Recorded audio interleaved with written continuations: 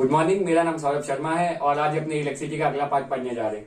आज जो अपने टॉपिक्स पढ़ने वाले हैं, टॉपिक्स टू बी कवर्ड, आज जो अपने इस वीडियो में टॉपिक जो भी देखने वाले हैं वो है, जो सबसे पहला टॉपिक अपना जो आता है वो है कॉम्बिनेशन ऑफ रेजिस्टर्स। कि रेजिस्टर्स को अपने किस तरह से कंबाइन कर सकते हैं। उसमें बेसिकली अपने को दो टाइप देखने हैं। पहला जो आता है वो आता है सीरीज कॉम्बिनेशन, और दूसरा जो अपने को इसमें देखना है उसका नाम है पैरेलल कॉम्बिनेशन। उसके बाद कैसे कनेक्ट करते हैं, किस तरह से पता चलेगा कौन सा कॉम्बिनेशन है, वो मैं आगे आपको वीडियो में बताने वाला हूं। जो दूसरा टॉपिक अपने को देखना है वो बेसिकली अपने इन दोनों के बीच का डिफरेंस देखेंगे। Difference between series and parallel combination, दोनों के बीच में क्या अंतर है, कैसे पता चलेगा, कैसे पहचाना जा सकता है। और जो आज का अपना लास्ट टॉपिक होगा वो बेसिकली अपने एक बढ़िया न्यूमेरिकल देखने वाले हैं, जिससे अपने कंसेप्ट और ज्यादा क्लियर हो जाएंगे। तो जैसा मैंने बोला, पहला जो अपना टॉपिक है वो है कॉम्बिनेशन ऑफ रेजिस्टर्स। अपने रेजिस्टर्स को कैसे कनेक्ट कर सकते हैं, कॉम्बिनेशन ऑफ रेजिस्टर्स। इसमें अपने को पहला देखना है सीरीज कॉम्बिनेशन। क्या देखना है? Series combination. चलिए मैं आपको दिखाने की कोशिश करता हूं। सीरीज कॉम्बिनेशन कुछ ऐसा दिखता है। आप बोलेंगे सर जी आप ये क्या बना रहे हैं और हमको कैसे पता चलेगा। तो मैंने यहाँ पे डिफरेंट रेजिस्टेंस लगा दिए हैं। मान लीजिए R1, R2, R3। अब अपने एक स्ट्रेट लाइन में कनेक्टेड है, अपने को पता कैसे चलेगा? When the resistors are connected end to end, जब एक का एंड दूसरे का एंड से शुरुआत हो या दोनों का एंडिंग एक दूसरे से कनेक्टेड हो, वैसे कनेक्शन को अपने सीरीज कॉम्बिनेशन कहते हैं। क्या बोला मैंने, ध्यान से देखिए, फिर से बनाते हैं। ये स्टार्ट हो रहा है, यहाँ खत्म हुआ, यहाँ से दूसरा स्टार्ट हुआ, ये यहाँ खत्म हुआ, यहाँ से तीसरा स्टार्ट हुआ। तो ऐसे जब कॉम्बिनेशन आते हैं जो कनेक्टेड, कंटिन्यूसली कनेक्टेड है विदाउट एनी ब्रेक, जिसमें कोई ब्रेक नहीं है, एक खत्म होता है दूसरा शुरू होता है, दूसरा खत्म होता है तीसरा शुरू होता है, ऐसे कॉम्बिनेशन को अपने सीरीज कॉम्बिनेशन कहते हैं। चलिए इसमें और देखते हैं। मान लीजिए मैंने एक बैटरी लगा दिया है। ये बैटरी का मान लीजिए वोल्टेज अपने पास V है। अब मैं इसमें करंट बहाने की कोशिश करता हूं, तो अपने को मालूम है ये हायर पोटेंशियल पे, तो यहां से करंट जाएगा। क्या समझाने की कोशिश कर रहा हूं कि अगर आपको देख के पता नहीं चले या देख के पता लगाने से अच्छा अपने पास ये तरीका है। देखिए मैं क्या कर रहा हूं, ध्यान से सुनिएगा। ये मैं यहाँ अपना हायर पोटेंशियल पे है, यहां से मैं करंट बहाने की कोशिश कर रहा हूं। मान लीजिए यहां से मेरा करंट निकला I। ये करंट क्या यहाँ पे आएगा? आप बोलेंगे जी सर जी ये करंट यहां से पास होगा, यहां आके यहां से अपने को वापस I मिल जाएगा, क्योंकि ये कंटिन्यूअस पाथ है। और करंट क्या होता है तो मैं बहुत पहले ही लेक्चर में सिखा चुका हूं। करंट होता है फ्लो ऑफ इलेक्ट्रॉन। इसको खाली रास्ता चाहिए बहने के लिए। तो ये यहां से शुरू होके देखिए अपने को वापस वैसे का वैसा मिल जा रहा है। अब बोलेंगे सर जी समझ नहीं आया, आप समझाना क्या चाहते हैं? मैं ये बताना चाहता हूं कि जब सीरीज कॉम्बिनेशन होगा तो मेरा I मतलब कि करंट सेम रहता है। सीरीज में मेरा करंट डिवाइड नहीं होता है। In series combination the current remain same through out the connection. इसमें मेरा करंट चेंज नहीं होगा। तो अगर तुमको देख के पता नहीं चलता है तो तुम ये कंसेप्ट लगा सकते हो। चलिए एक चीज और देखते हैं। मैंने इसमें बताया कि अपना सीरीज में करंट सेम रहता है। आप बोलेंगे सर जी समझ आ गया। अब देखिए पोटेंशियल डिफरेंस, जो अपना वोल्टेज है V, ये देखिए अपने पास 3 लगा रखे हैं। तो मैंने क्या सिखाया था कि पोटेंशियल डिफरेंस अक्रॉस 2 पॉइंट मापा जाता है। मान लीजिए इसके ऊपर एक मैं वोल्ट मीटर लगा देता हूं। वोल्ट मीटर अपना पोटेंशियल डिफरेंस को मापता था। यहां मैं एक और वोल्ट मीटर लगा देता हूं, यहां मैं एक और वोल्ट मीटर लगा देता हूं। तो सबके अक्रॉस मैंने वोल्ट मीटर लगा दिया। इससे तुम समझ लो मुझे पता क्या चला, जो इसके अक्रॉस पोटेंशियल ड्रॉप होगा वो मेरा होगा V1, जो इसके अक्रॉस होगा V2, जो इसके अक्रॉस होगा V3। अब बोलेंगे सर जी समझ नहीं आया। बोलूंगा देखिए मेरे पास V वोल्टेज की बैटरी है, इसका जो वोल्टेज है वो मान लीजिए V है। मतलब क्या इतना ही वोल्टेज डिवाइड होगा, तो यही वोल्टेज कुछ इसके पास जाएगा, कुछ इसके पास जाएगा, कुछ इसके पास जाएगा। मतलब यहाँ वोल्टेज सेम नहीं होता है। क्या बोला मैंने? वोल्टेज सेम नहीं होता है, वोल्टेज स्प्लिट होता है। तो सीरीज में मेरा वोल्टेज क्या होता है? चेंज होता है। मुझे लगता है यहां तक तुम्हें समझ आया होगा। मैंने चालू किया सीरीज कॉम्बिनेशन। तो जब when the resistors are connected end to end, तो उसको अपने सीरीज कॉम्बिनेशन कहते हैं। इसमें जो यहां से मेरा करंट बहता है वो यहां से स्प्लिट होता है, कंटिन्यूअस पाथ में बहता है। तो सीरीज में मेरा करंट हमेशा सेम होता है, जबकि ये जो अपना अक्रॉस द रेजिस्टर जो पोटेंशियल डिफरेंस है मेरा, जो ड्रॉप होगा वो मेरा चेंज होते रहता है, लेकिन वो किसके बराबर होगा, वो मेरा हमेशा V के बराबर होगा। मुझे लगता है आपको समझ आ गया होगा। अब इसमें अपने पास एक डेरिवेशन आता है जो अपनी बुक में दिया गया है। तो ये डेरिवेशन का जो अपने स्टार्ट करते हैं वो हमेशा जहां से स्प्लिट हो रहा है या जो स्प्लिट हो रहा है वहां शुरू करना चाहिए। तो क्या सीरीज में मेरा करंट सेम, आप बोलेंगे जी सर, लेकिन क्या पोटेंशियल डिफरेंस मेरा चेंज हो रहा है? तो क्या मैं V को लिख सकता हूं V1 plus V2 plus V3, जो मैं बताया हूं, ये मेरा V1 होगा, ये मेरा V2 होगा, ये मेरा V3 होगा। क्या यहां तक समझ आया आपको? आगे देखिए क्या लिख सकते हैं, फ्रॉम ओम्स लॉ। ओम्स भाई साहब का क्या कहना था? उनका कहना था कि V बराबर IR। क्या बोला मैंने? V बराबर IR। मान लीजिए सीरीज का मैं एक और ऐसा बनाता हूं, एक मैंने नेट ले लिया VS। क्या बोला मैंने? VS, जो इसका नेट रेजिस्टेंस आएगा। क्या बोला मैंने? जो इसका नेट रेजिस्टेंस आएगा, जो इसका इक्विवेलेंट रेजिस्टेंस आएगा, जो इसका टोटल रेजिस्टेंस आएगा। अपने को क्वेश्चन में कुछ भी पूछा गया हो उसका मतलब यही है कि अपने को नेट या इक्विवेलेंट रेजिस्टेंस पूछ रहा है। तो मान लीजिए इन तीन रेजिस्टेंस का जो भी सीरीज में नेट रेजिस्टेंस है उसको मैंने ये ले लिया, और सॉरी उसको मैंने RS से रिप्रेजेंट कर दिया है। ठीक है, अब देखिए V इक्वल टू IR। तो क्या यहां मेरा करंट I जा रहा है? मैं बता चुका हूं। आप बोलेंगे जी सर, क्या यहां मेरा V जो है वो V1 के बराबर है? तो देखिए V1 मेरा किसके बराबर होगा? तो मेरा होगा I कांस्टेंट सीरीज में R1। क्या आपको समझ आया? I मेरा सेम जा रहा है, लेकिन ये R1, ये R2 और ये R3 तो है, तो मैं ऊपर बता चुका हूं। V2 की जो मेरी वैल्यू आएगी वो फिर से वही I इंटू R, तो I तो सेम है, R की जगह R2 होगा। V3 की जो मेरी वैल्यू आएगी I सेम है, R3 के बराबर होगा। इस वैल्यूज को मैं फर्स्ट इक्वेशन में पुट करता हूं, और देखिए एक और लिखना हो तो जो VS है, जो मैंने नेट ले लिया, वो मेरा I इंटू RS के बराबर होगा। जो भी इसका इक्विवेलेंट रेजिस्टेंस आता है उसको मैंने RS बोल दिया है। ध्यान से देखिए, अपने इस इक्वेशन पुट करते हैं तो V की जगह मैं रखता हूं I इंटू RS, इसकी जगह रखता हूं I R1, इसकी जगह रखता हूं I R2 और इसकी जगह रखता हूं I इंटू R3। लगता है यहां तक तुम्हें समझ आ गया होगा। वापस देखिए आगे लिखते हैं IRS। क्या I इसमें से मैं कांस्टेंट ले सकता हूं? आप बोलेंगे जी सर, तो R1 plus R2 plus R3। यहाँ I से I की कहानी खत्म हो चुकी है। तो जो RS अपने को net resistance, equivalent resistance, total resistance जो भी सीरीज में मिलता है वो होता है सम ऑफ इंडिविजुअल रेजिस्टेंस। क्या बोला मैंने? जो मेरे को सीरीज में टोटल रेजिस्टेंस मिलता है RS, वो सम ऑफ इंडिविजुअल रेजिस्टेंस होता है। जो सीरीज में अपने को जो मिलता है उसको मैक्सिमम इफेक्ट भी कहा जाता है। क्या बोला मैंने? इसको मैक्सिमम इफेक्ट भी कहा जाता है, क्योंकि जो भी अपनी वैल्यू आएगी, वो टोटल जो भी इंडिविजुअल से बड़ी आएगी, इसलिए इसको मैक्सिमम इफेक्ट भी कहा जाता है। इसमें अपनी वैल्यू बढ़ जाती है तो टोटल वैल्यू अपने को हमेशा ग्रेटर मिलती है। तो ये अपना फॉर्मूला है। सीरीज में अगर अपने को नेट रेजिस्टेंस ढूंढना हो तो सबका समेशन होता है। दूसरा जो टॉपिक है उसका नाम है पैरेलल कॉम्बिनेशन। सीरीज कॉम्बिनेशन अपने ऑलरेडी पढ़ चुके हैं। अब चलिए अपने देखते हैं पैरेलल कॉम्बिनेशन। चलिए इसका अपने डायग्राम बनाने की कोशिश करते हैं।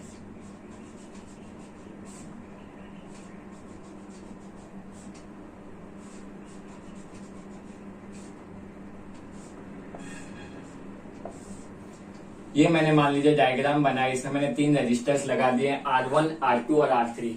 इसमें आप पूछेंगे सर जी अपने को पता कैसे चलेगा कि ये पैरेलल कॉम्बिनेशन? यहाँ पे देखिए आपको एक जॉइंट देखने मिलेगा। क्या बोला मैंने? एक जॉइंट देखने मिलेगा, एक कनेक्शन देखने मिलेगा, या फिर ये 2 पॉइंट के बीच में कनेक्ट होते हैं। क्या बोला मैंने? या फिर ये 2 पॉइंट के बीच में कनेक्ट होते हैं। ये देखिए 2 अपने पॉइंट, उसके बीच में अपने रजिस्टर्स लगे हुए। तो जब भी आपको सर्किट में जॉइंट दिखाई दे या 2 सर्किट में बीच में रजिस्टर दिखाई दे तो अपने उससे आइडिया लगा सकते हैं कि वो पैरेलल में होते हैं। चलिए वही वाली कहानी दोहराते हैं। अपने एक बैटरी कनेक्ट कर देते हैं जिसका वोल्टेज है V। तो अपन ने देखा था कि करंट बहाते हैं। चलिए इसमें भी वही करते हैं। यहां से मान लीजिए मेरा I करंट बह रहा है, यहां तक आया, कोई दिक्कत नहीं था। ये देखिए एक पॉइंट पे आ गया, एक जॉइंट पे आ गया। करंट मैंने आपको बताया था, करंट क्या होता है? करंट होता है फ्लो ऑफ इलेक्ट्रॉन्स। इसको जैसे जैसे राह मिलता जाएगा, रास्ता मिलता जाएगा, ये अपना काम करते जाएगा। मान लीजिए वो यहां से स्प्लिट हो रहा है, तो अब ये देखिए यहाँ पे आके वो स्प्लिट हो जाएगा। एक इधर जाएगा, एक इधर जाएगा, एक इधर जाएगा। मान लीजिए इसको मैं I1, I2, I3 बोलता हूँ। ये दूसरी बात है कि वो बाहर निकल के वापस अपने को यहाँ आई मिल जाएगा, लेकिन देखिए यहाँ पॉइंट पे आने के बाद करंट अपना स्प्लिट हो रहा है। तो पैरेलल में क्या बोला मैंने, पैरेलल में करंट चेंज होता है, जबकि सीरीज में अपना करंट सेम रहता था। चलिए पोटेंशियल डिफरेंस की बात कर लेते हैं। तो पोटेंशियल डिफरेंस मैंने आपको बताया था कि बेसिकली दो पॉइंट के बीच में मापा जाता है। देखिए यहाँ पे मैं एक वोल्टमीटर लगा देता हूं। वोल्टमीटर क्या करता है आपको मालूम, पोटेंशियल डिफरेंस मेजर करता है। अब देखिए क्या ये दोनों कॉमन पॉइंट के बीच में है, मतलब क्या मेरा वोल्टमीटर पोटेंशियल डिफरेंस की रीडिंग बताएगा, लेकिन वो इन दोनों पॉइंट के ही बीच में, इसलिए तीनों का पोटेंशियल डिफरेंस सेम रहेगा। क्या बोला मैंने, वो सेम पॉइंट के बीच में है, इसलिए सबका पोटेंशियल डिफरेंस सेम रहेगा। तो दूसरा पॉइंट अपना निकल के आया कि पैरेलल में जो पोटेंशियल डिफरेंस रहता है वो सेम रहता है। सीरीज में अपन ने देखा था जस्ट इसका उल्टा कहानी था। क्या था, तो सीरीज में आई अपना सेम रहता था, जबकि पोटेंशियल डिफरेंस चेंज होता था। मेरे को लगता है ये आपको समझ आया होगा। मान लीजिए इसका भी एक मैं नेट रजिस्टर बना देता हूं, जिसको मैं RP नाम देता हूं। जैसे कि मैंने उधर RS दिया था, ये मान लीजिए उसका net resistance, total resistance, equivalent resistance, आपको जो नाम देना हो आप दे सकते हैं। चलिए इसके डेरिवेशन की तैयारी करते हैं।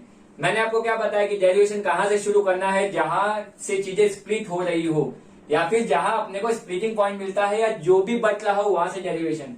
तो इसमें क्या देखिए, करंट मेरा बच रहा है I = I1 + I2 + I3। Derivation में कुछ याद रखना नहीं है, जो भी चीज स्प्लिट हो रही है, जो भी चीज चेंज हो रही है, खाली वहां से आपको स्टार्ट करना है। तो मेरे को देख लिया, इजीली मिल गया I = I1 + I2 + I3। Second point क्या था, वहां आपने क्या किया था, आपने ओम्स लॉ अप्लाई किया था। फ्रॉम ओम्स लॉ वो क्या कहता है, V = IR। तो वहां अपना था V = V1 + V2 + V3। तो अपने डायरेक्ट की वैल्यू पुट कर दिए थे, लेकिन यहाँ क्या ऐसा है नहीं। तो यहाँ अपने को I की वैल्यू चाहिए, तो I क्या होगा, V/R होगा। चलिए वो वैल्यूज इसमें रखने की कोशिश करते हैं। तो मान लीजिए I की जगह मैं रखता हूं V/RP। अब बोलेंगे सर जी ऐसा क्यों, मैंने बोला ना कि पैरेलल का जो इक्विवेलेंट रेजिस्टेंस आता है उसको मैं RP बोल देता हूं। क्या V मेरा सेम है, आप बोलेंगे जी सर। I1 की मैं वैल्यू ले लेता हूं V/R1, I2 की जो मेरी वैल्यू निकल के आएगी वो होगी V/R2, और जो I3 की वैल्यू आएगी वो होगी V/R3। चलिए इसको ऊपर वाली इक्वेशन में पुट कर देते हैं। तो क्या कुछ ऐसा दिखेगा, V/RP = V/R1 + V/R2 + V/R3। चलिए एक स्टेप और लिख लेते हैं। तो V/RP क्या, अपने को V कॉमन आ जाएगा, मैं ले सकता हूं। तो 1/R1 + 1/R2 + 1/R3। क्या V से V की कहानी खत्म हो गई, आप बोलेंगे जी सर। तो 1/RP अपना जो होता है वो होता है 1/R1 + 1/R2 + 1/R3। ये फॉर्मूला होता है फॉर पैरेलल कॉम्बिनेशन के लिए। इसको अपने मिनिमम इफेक्ट कहते हैं, क्योंकि इसमें नेट वैल्यू हमेशा कम हो जाती है, उसमें नेट वैल्यू हमेशा ज्यादा हो जाती थी। मेरे को लगता है ये तुमको समझ आया होगा। अब इसे तुम सॉल्व करोगे, मान लीजिए 2, 3 और 4 है, तो जो भी अपने को आंसर आएगा वो RP की वैल्यू मिलेगी। तो क्या पैरेलल का होगा, नहीं। जो भी आपका आंसर है, मान लीजिए आपका आंसर 4 आता है, तो 1/4, तो RP आपका होगा 4 ओम। जो भी आपका 1/RP का वैल्यू आएगा उसको आपको रेसिप्रोकल करना है। अगर आप वो करना भूल गए तो आपका आंसर गलत माना जा सकता है, क्योंकि नेट वैल्यू अपने को RP की ढूंढनी है।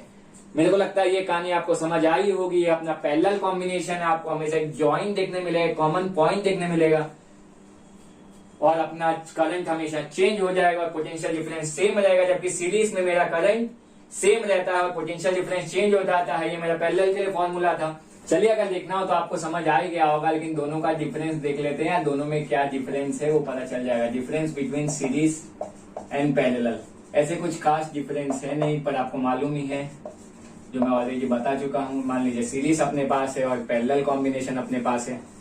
चलिए पहले उसका डायग्राम देख लेते हैं कि उसका डायग्राम कुछ कैसा होगा। तो मैंने बताया, जब वो एंड टू एंड कनेक्टेड हो विदाउट एनी ब्रेक, तो उसको अपने कहते हैं सीरीज कॉम्बिनेशन।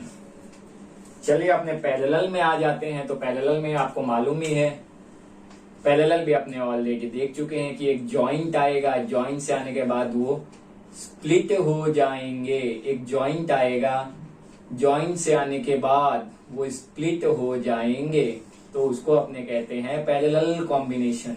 मान लीजिए मैं वही कहानी दोहराता हूँ, यहाँ से मैं करंट बहाता हूँ तो क्या करंट मेरा सेम निकल के आता है, तो इसमें आई मेरा सेम रहता है। मान लीजिए मैं इसमें आ जाता हूँ, मैं करंट बहाता हूँ, यहाँ से आई जा रहा है, लेकिन ये पॉइंट पे आने के बाद मैं ऑलरेडी बता चुका हूँ ये 3 पार्ट में स्प्लिट हो जाएगा। भले मेरे को आके यहाँ पे आई मिले, तो यहाँ मेरा आई क्या होता है, यहाँ मेरा आई चेंज होता है। चलिए V की बात करते हैं। तो V इसमें अपने मैं बता चुका हूं कि अक्रॉस पॉइंट मापा जाता है, 2 पॉइंट के बीच का मापा जाता है। तो यहाँ जो पोटेंशियल डिफरेंस होगा वो V1 होगा, यहाँ V2 होगा और यहाँ V3 होगा। ये मैं ऑलरेडी आपको एक्सप्लेन कर चुका हूं। मतलब इसमें V मेरा जो है, जो मेरा V है वो चेंज हो जाता है। चलिए इसमें देखते हैं इसमें V क्या होता है। अब देखिए अपने मैंने बोला पोटेंशियल डिफरेंस अक्रॉस 2 पॉइंट मापा जाता है, यहाँ वोल्ट मीटर लगा होगा लेकिन दोनों एक ही पॉइंट के बीच में है, इसलिए मेरा V सेम रहेगा। ध्यान से देखते जाइए।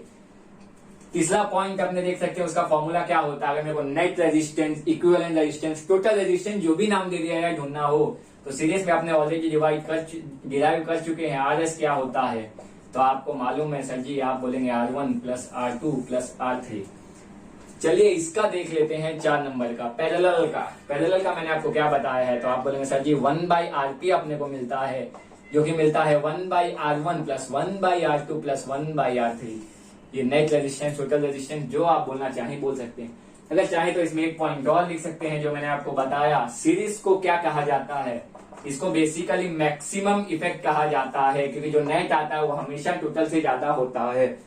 और इसको जो कहा जाता है इसको मिनिमम इफेक्ट कहा जाता है, क्योंकि जो भी अपनी नेट वैल्यू आती है, जो भी अपनी नेट वैल्यू आती है वो सबसे कम आती है। इसमें जो भी अपनी नेट वैल्यू आती है सबसे ज्यादा आती है। ये देखिए मैंने बेसिकली उनका डिफरेंस बता दिया कि अपने वो डायग्राम देख के कैसे पता करना है, या उसको फॉर्मूले से या करंट और उससे पता कर सकते हैं। आप चाहें तो इसका स्क्रीनशॉट ले सकते हैं, ये आपके बहुत काम आएगा। चलिए क्वेश्चन देख लेते हैं। बेसिकली अपना एनसीईआरटी का टेक्स्ट बुक क्वेश्चन है, जो अपने पीछे एक्सरसाइज दी गई है उसका क्वेश्चन है। ऐसे क्वेश्चन बोर्ड एग्जाम में बहुत बार पूछे जाते हैं। चलिए इसका सॉल्यूशन देखने की ट्राई करते हैं कि कैसे इसको सॉल्व किया जा सकता है। आप बोलेंगे सर जी आपने सिखाया है सीरीज कॉम्बिनेशन, पैरेलल कॉम्बिनेशन।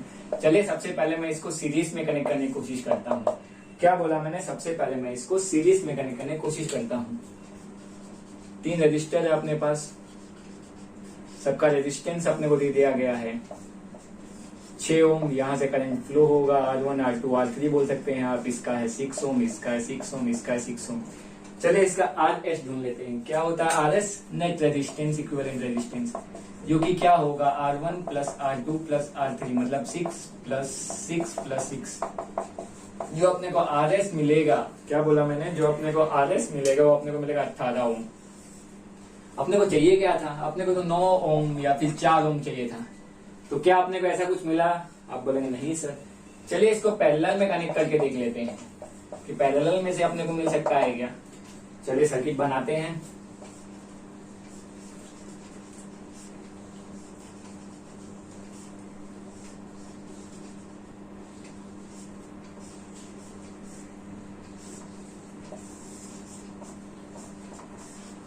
वही R1 R2 R3 सबकी वैल्यू अपने को मालूम है, 6 6 6 है।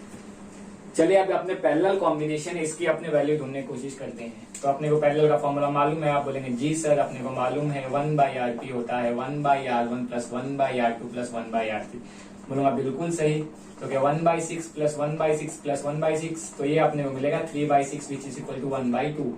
1/RP अपने को 1/2 मिला। मैं पीछे बता चुका हूं तुमको कि अपने को हमेशा RP की वैल्यू चाहिए जो कि उसका रेसिप्रोकल होता है। तो RP की वैल्यू अपने को यहाँ मिलेगी 2 ओम। क्या अपने को 2 ओम चाहिए था, आप बोलेंगे नहीं सर, ना अपने को 9 मिला ना अपने को 4 मिला। सीरीज में इसका कॉम्बिनेशन में नेट रेजिस्टेंस आता है 18 ओम, जबकि पैरेलल कॉम्बिनेशन में इसका रेजिस्टेंस आता है 2 ओम। लेकिन अपने को चाहिए था 9 ओम और 4 ओम। मैं तुमको बताना चाहता हूँ कि सीरीज अगर सर्किट दिया तुम बहुत इजीली सॉल्व कर सकते हो, लेकिन ऐसे क्वेश्चन पूछे जाते हैं। अब इसमें अपने को दोनों कॉम्बिनेशन से नहीं मिल रहा है, तो अपने पास अगला तरीका क्या बचा, अब अपने इसको मिक्स करके कंबाइन करेंगे। मान लीजिए सीरीज पैरेलल लगा दिया, पैरेलल सीरीज लगा दिया, दोनों को कंबाइन करके, दोनों को मिक्स करके अपने को सर्किट बनाना होगा, जिससे अपने को आंसर मिलेगा। चलिए देखते हैं वो कैसे करते हैं। देखते हैं, मान लीजिए अपने को 9 ओम ढूंढना है। अपने आप कुछ ऐसे कनेक्ट करने की कोशिश करते हैं, ध्यान से देखिएगा। मैंने सर्किट लिया,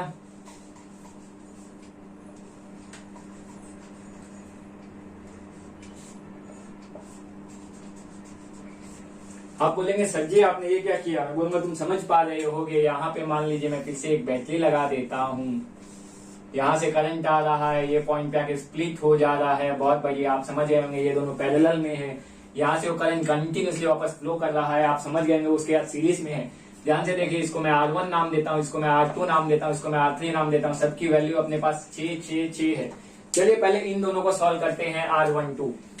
तो क्या दोनों पैरेलल में है, तो मैं सिखा चुका हूँ कि 1/R12 ढूंढना हो तो 1/R1 प्लस 1/R2 वो किसके बराबर होगा, मतलब 1/6 plus 1/6 which is equal to 2/6। उसको और देखना हो तो वो होगा 1/3 के बराबर। तो 1/R12 अपने को मिला 1/3। मैंने तुमको बताया था कि अपने को इसका रेसिप्रोकल लेना पड़ेगा। तो R12 जो मेरे को मिला वो मेरे को मिला 3 ओम। मुझे लगता है तुमको यहां तक समझ आया होगा। अगर अब मैं इसको स्प्लिट करके एक सिंगल सर्किट बना दूं, मान लीजिए इसको मैंने निकाल दिया, तो इसका जो नेट आए वो मैं वहां लगा देता हूं। इसका अपने कितना 3 ओम मिला है। मान लीजिए इसको कैंसिल करके मैंने इसको ऐसा दिखाया, जो नेट है उसको मैंने कुछ ऐसा दिखा दिया। मुझे लगता है तुम समझ पा रहे होगे। दोनों सर्किट का जो नेट था वो मेरा यहाँ आ गया 3 ओम। अब बोलेंगे सर जी मजा आ गया। देखिए ध्यान से देखिए, पूरा सीरीज में आ गया है। इसको मैंने R12 नाम दिया है। तो अपने को R123 ढूंढना हो पूरे सर्किट का, तो वो क्या होगा, R12 प्लस R3। R12 अपने पास कितना है, बोलेंगे सर जी 3 ओम। R3 अपने पास कितना है, तो अपने को मालूम है 6 ओम, 9 ओम। तो R123 का जो अपना आंसर आएगा वो आएगा 9 ओम। देखिए अपना फर्स्ट पार्ट सॉल्व हो गया है।